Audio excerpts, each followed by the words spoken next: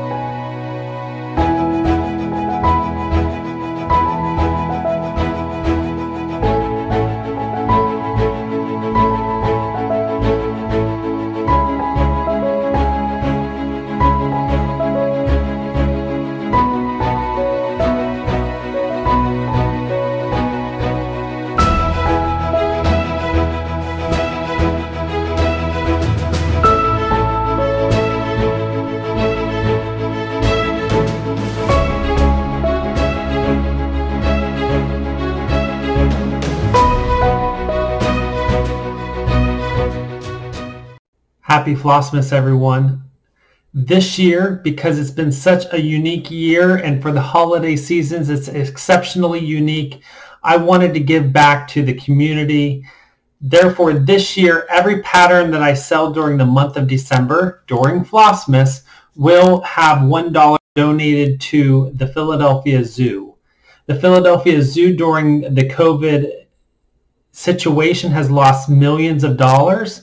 And in order for them to maintain and care for their animals, they're looking for support. So after every video, at the bottom of each video, there will be a link to the Philadelphia Zoo that you can go and check out what the money is going towards. And I really hope that you would consider buying a pattern or even donating to them directly, or your local zoo, because it's not only humans that are being impacted by the coronavirus. So therefore, this year, every pattern that I sell, not only the new releases that I've put out, but all patterns that I sell during the month of December, $1 from every single pattern will be donated to the Philadelphia Zoo.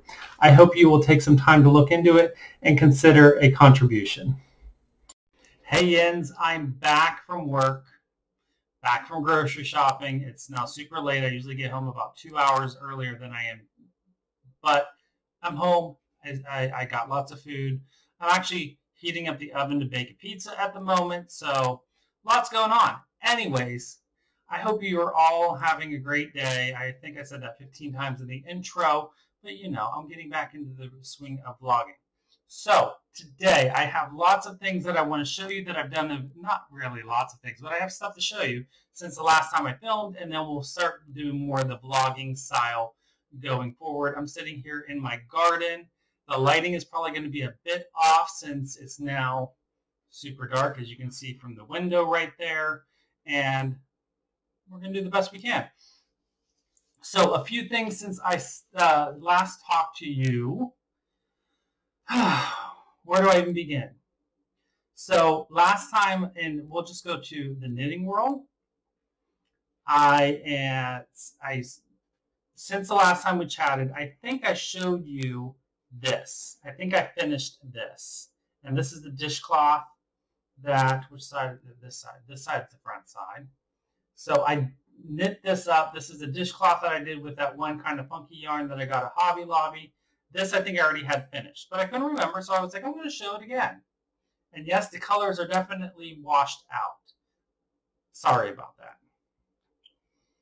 Then I went ahead and, because I was on a dishwashing rag, I do that. I go through like phases. So I knit another one. And another one. All the same style of pattern. This is a free pattern you can find on Ravelry. It's, nope, that's the wrong side. That's the right side. So this is a Knit Picks Dishy yarn in Tutti Frutti, I think, color. This is a Hobby Lobby cotton that I picked up. This is actually Hobby Lobby brand. This is a different brand that I bought while I was at Hobby Lobby. So those are the different dishcloths that I have knit. They'll be gifts, or I use them underneath some of my plants over here, yonder, that, you know, to protect the furniture, that kind of stuff. So who knows what will happen with these. But I have them, and I can use them this holiday season if I choose to give them as gifts. I also started a scarf in the Fisherman's Rib pattern that I've done many, many times before. I did like 4 scarves in that pattern last in like April, May. I'm trying to use up some of the yarn I have. It's for a gift, so I'm not going to show that right now. I'll probably show it when I get it done. I have about 3/4 of the way done. I'm hoping to get that done this week. We'll see. Who knows? And then I did some stitching. So on early in the week, I don't know when it was, I did post on Instagram. You can go check me out on Instagram, ginger.gerald.stitcher.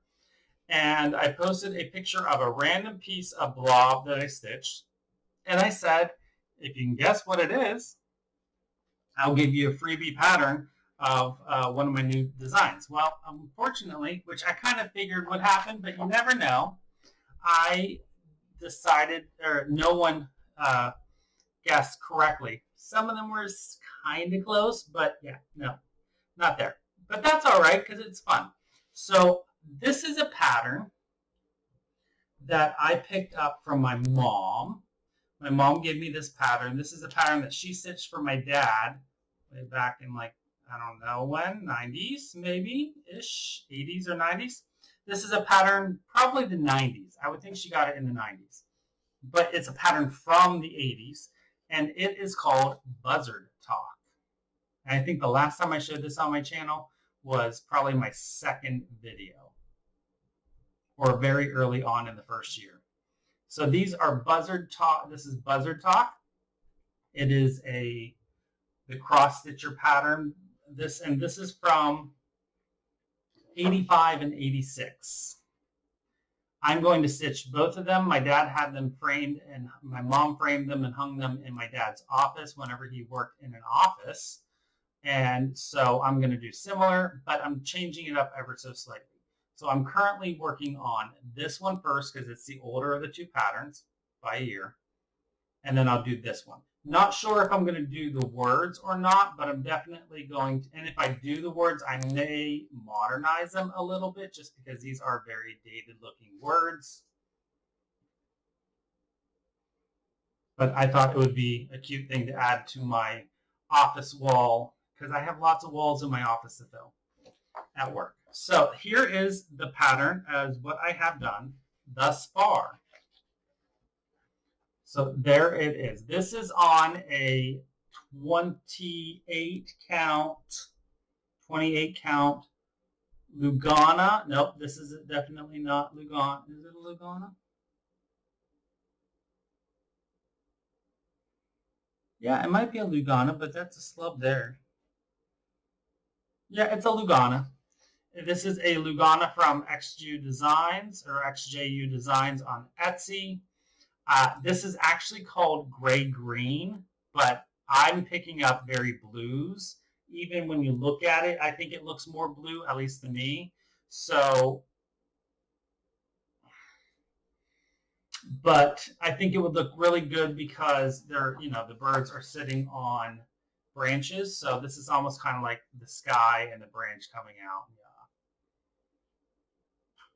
So that's what I have done so far. So this is the white, this cream gray color is the blob that I had on Instagram, many people guess a pear, some said a squirrel, a bear. No, it's a buzzard.